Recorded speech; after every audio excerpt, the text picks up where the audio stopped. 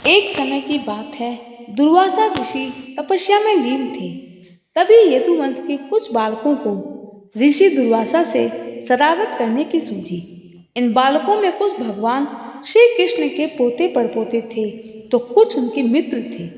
माता जाम्बती एवं भगवान श्री कृष्ण के पुत्र शाम को स्त्री वेश में सजाकर दुर्वासा ऋषि के पास ले जाने की तैयारी की। उनमें से कुछ ने मना भी किया, लेकिन फिर कुछ बालक बोले, हम भगवान श्री कृष्ण के वंशज हैं, हमारा कोई कुछ नहीं बिगाड़ सकता। आखिर हमें भी तो पता चले ये ऋषि कितने पहुंचे हुए हैं, उनकी भविष्यवाणी कितनी सही होती है। और फिर आगे बढ़े और बोले, ऋषिवर, ये कजरारी नैनों वाली बबरू की पत्नी है और गर्भवती है। ये कुछ पूछना चाहती है, लेकिन सकुचाती है। इसका प्रसव समय निकट है। आप सर्वज्ञ हैं, बताइए ये कन्या को जन्म देगी या किसी बालक को? रुद्र अवतार दुर्वासा मुनि ने अपनी दिव्य दृष्टि से पहचान लिया कि ये सभी कृष्ण के पुत्र हैं और बहुत ही बड़ा और भद्दा मजाक कर रहे हैं। इस पर दुर्वासा ऋषि क्रोधित हो गए और क्रोध में उन्होंने श्राप दिया कि तुम सभी यही जानना चाहते हो कि इस स्त्री के गर्भ में क्या है, तो सुनो। ये स्त्री एक ऐसे जीव को जन्म देगी जो तुम्हारे वंश का सर्वनाश कर देगा। जिस कड़ाहा को लेकर गर्भ बनाकर तुम लोग घूम रहे हो, यही कड़ाहा तुम्हारे यदुवंश का नाश करेगा। दुर्वासा ऋषि के श्राप के भय से सभी लोग भगवान श्री कृष्ण के पास आए, सारी घटना का वर्णन किया। तब प्रभु बोले, जो दुर्वासा ऋषि ने कहा है उसको बदला तो नहीं जा सकता। उनका श्राप है तो सत्य भी होगा। तब सभी लोगों ने कहा, प्रभु उसका कुछ तो उपाय होगा। आप अंतर्यामी हैं, सर्वशक्तिमान हैं, इस कहर से आप ही बचा सकते हो। श्री कृष्ण ने कहा, उन सब बालकों को साथ लेकर ऋषि दुर्वासा के पास जाओ, इनसे क्षमा मंगवाओ। आगे प्रभु कहते हैं, जो जो वस्तुएं गर्भ स्वांग में प्रयोग की थी उनका नामो निशान मिटा दो। उन सभी चीजों को जलाकर उनकी राख को प्रभास क्षेत्र में नदी में डाल दो।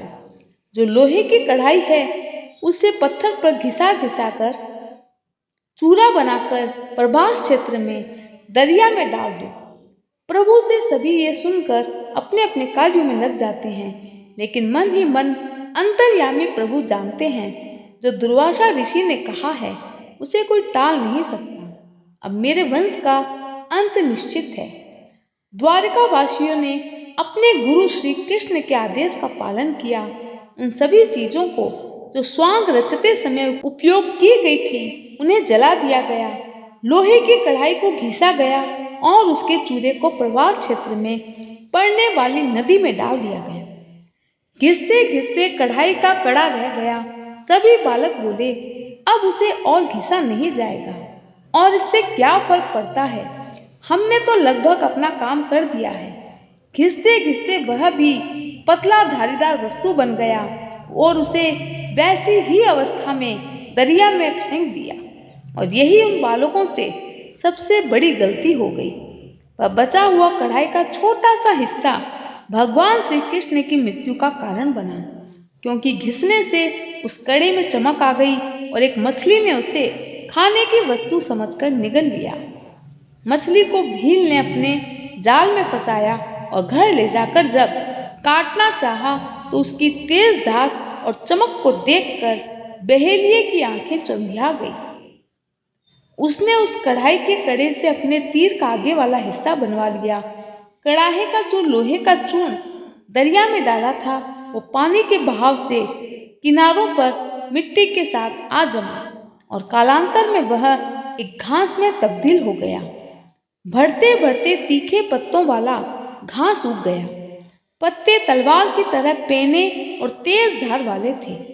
कपड़ों तथा रुई की राख का भी घास उग गया। कुछ वर्षों के बाद दुर्वासा ऋषि के श्राप के कारण द्वारिका में अनहोनी घटनाएं होने लगी। आपसी झगड़े होने लगे। एक दूसरे को छोटी छोटी बात पर सभी मारने लगे। सारी द्वारिका में उपद्रव होने लगे। लोगों ने मेरैयक नामक मदिरा पी ली और मतवाले होकर नाचने लगे। छोटी छोटी बातों पर बिना वजह लड़ रहे थे और किसी को किसी के वचन अच्छे नहीं लग रहे थे। उस तीव्र मदिरा के पान से सब के सब उन्मत्त हो गए और वे घमंडी वीर एक दूसरे को लड़ने झगड़ने लगे। झगड़े की शुरुआत कृतवर्मा के अपमान से हुई। उस समय वे क्रोध से भरकर एक दूसरे पर आक्रमण करने लगे और धनुष बाण, तलवार, भाले, गदा, तोमर और रिश्ती आदि अस्त्र शस्त्रों से वहां तट पर ही एक दूसरे से भिड़ गए। सात्विकी ने मदिरा के आवेश में उनका उपहास उड़ाते हुए अभद्र वचन कहे। प्रद्युम्न सांब से, अक्रूर भोज से, अनिरुद्ध सात्विकी से, सुभद्र संग्रामजित से, भगवान श्री कृष्ण के भाई गद उसी नाम के उनके पुत्र से और सुमित्र सुरथ से युद्ध करने लगे। वे सभी बड़े भयंकर योद्धा थे। क्रोध में भरकर एक दूसरे को नाश करने पर तुल गए। कृतवर्मा को बड़ा क्रोध आया।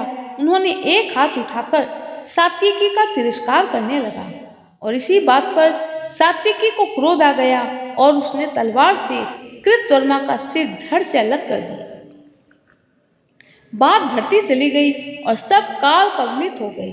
अंत में जब उनके सब बाण समाप्त हो गए, धनुष टूट गए और सभी शस्त्र आदि नष्ट भ्रष्ट हो गए, तब उन्होंने अपने हाथों से समुद्र तट पर लगी हुई एरका नाम की घास उखाड़नी शुरू की।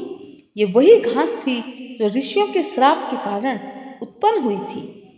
लोह में मूसल के चूरे से पैदा हुई थी, जिसके प्रहार से उन सब ने एक दूसरे की जान ले ली।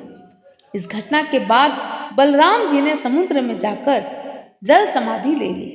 भगवान श्री कृष्ण महाप्रयाण करके स्वधाम चले जाने के विचार से सोमनाथ के पास वन में एक पीपल के वृक्ष के नीचे बैठकर ध्यानस्थ हो गए। इसी पेड़ से कुछ दूरी पर जरा नामक एक बहेलिये ने भूलवश भगवान श्री कृष्ण को हिरण समझकर विषयुक्त बाण चला दिया। इस बाण का आगे का हिस्सा उसी कड़ाहे के कड़े का बचा हुआ हिस्सा था जो मछली ने निगल लिया था और जिसे उन यदुवंशी बालकों ने पानी में बहा दिया था।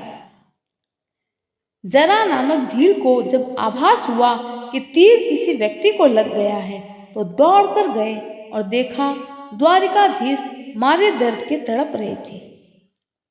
जरा देखकर व्यथित हो गए और विलाप करते हुए भगवान श्री कृष्ण से बोले, महाराज, मुझसे धोखे से तीर चल गया है। मैंने हिरण की आंख जानकर तीर मार दिया। मुझसे गलती हो गई, क्षमा करो। भगवान श्री कृष्ण ने कहा, तेरे से कोई गलती नहीं हुई है। ये तेरा और मेरा पिछले जन्म का लेन देन है, वो मैंने चुका दिया है। तू त्रेता युग में सुग्रीव का भाई बाली था, मैं दशरथ पुत्र राम था। मैंने भी तेरे को वृक्ष की ओट लेकर धोखे से मारा था और वो बदला आज पूरा हो गया। प्रभु ने शिकारी से कहा, मैं कुछ समय का मेहमान हूँ, मेरा एक कार्य कर दो। पांडवों को संदेश भेज दो कि यादव आपस में लड़कर मर रहे हैं। सूचना मिलते ही अर्जुन अपने मित्र का अंतिम संस्कार करने की कोशिश करता है, लेकिन कृष्ण का हृदय नहीं जलता। उनका पूरा शरीर अग्नि में समाहित हो गया, लेकिन हृदय धड़कता रहा। हमेशा की तरह स्वर्ग से एक दिव्य आवाज गूंजती है जो अर्जुन को कहती है, कृष्ण के इस हृदय को एक लकड़ी के टुकड़े से बांधकर समुद्र में प्रवाहित कर दो। इसके बाद पांडवों ने उनका हृदय जल में प्रवाहित कर दिया।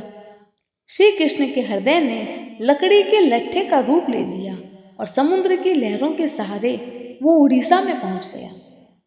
कहा जाता है, पुरी के जगन्नाथ मंदिर में स्थित भगवान जगन्नाथ की मूर्ति में आज भी प्रभु श्री कृष्ण का हृदय धड़क रहा है। आगे पुराणों में जिक्र आता है, जब अर्जुन श्री कृष्ण और यदुवंशियों के शरीर का अंतिम संस्कार करके द्वारिका से निकले, तो उनके साथ भगवान श्री कृष्ण की कई पत्नियां थीं और अन्य यदुवंशियों की स्त्रियां भी थीं। द्वारिका से वो साथ चलने लगी और इसीलिए जब उनके पास जो भी धन संपदा थी वो साथ में लेकर नगर से निकल चली। मार्ग में उनके आगमन की सूचना जब मार्ग में रहने वाले लुटेरों और ग्रामीणों तक पहुंची, तब सभी लोग द्वारिकाओं की कन्याओं और धन संपदा को पाने के लिए ललचाने लगे।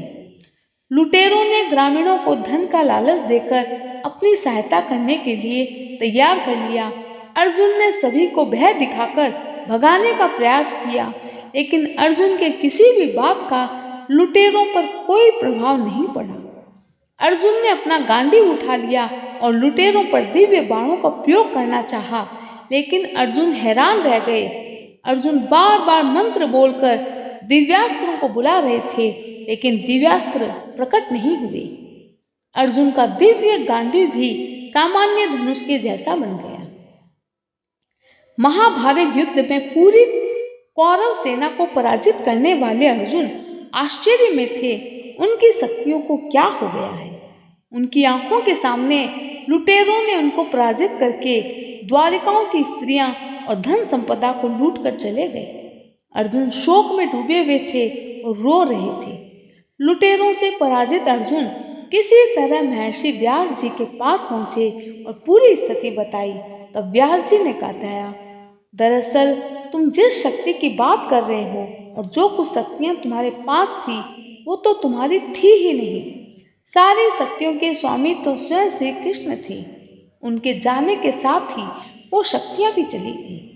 अब यहाँ जो कुछ भी हो रहा है वो उनकी मर्जी से हो रहा है।